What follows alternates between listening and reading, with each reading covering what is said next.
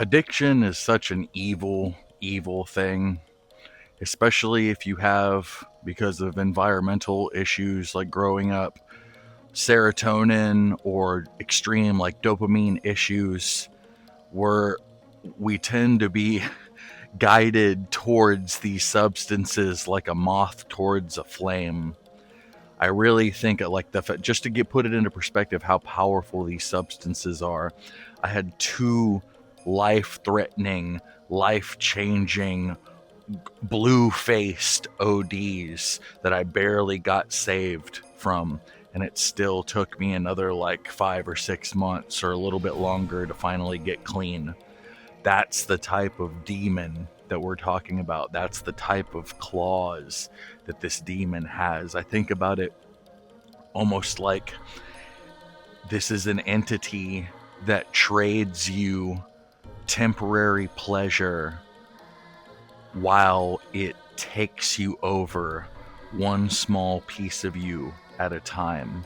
It will give you pleasure, it will give you release, it will give you happiness. And every time you feel it hit your heart and go through your body, you lose a part of yourself, and this demon takes over. And that's why sometimes if you've seen people that have like long-term addiction issues and you see them and they've been using for long enough, the original them is gone. It's gone, and they have been replaced by a literal soul-sucking evil demon that will do anything to satiate its addiction. And I mean anything. It's awful. It will take the humanity straight out of you. And I'm so thankful that Fent wasn't necessarily as prevalent of a thing. It's been around for a very long time.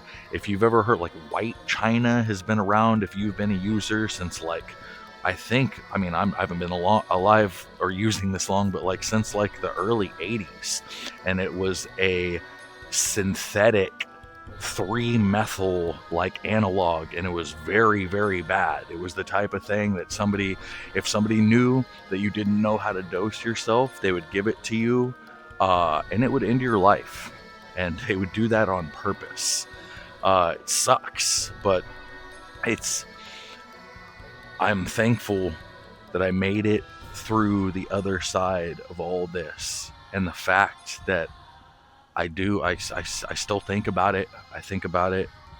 It sucks to know that I'm not going to feel certain sensations like that ever again, but I was never supposed to feel those sensations in the beginning. Those are sensations not for human brains. That is, like I said, it comes from the world of demons to take over your existence. But on a side note, on that 3-methyl talk, if you use 7-OH, the synthetic 7-OH that you can find at head shops, you would be shocked and appalled to see how close those things are.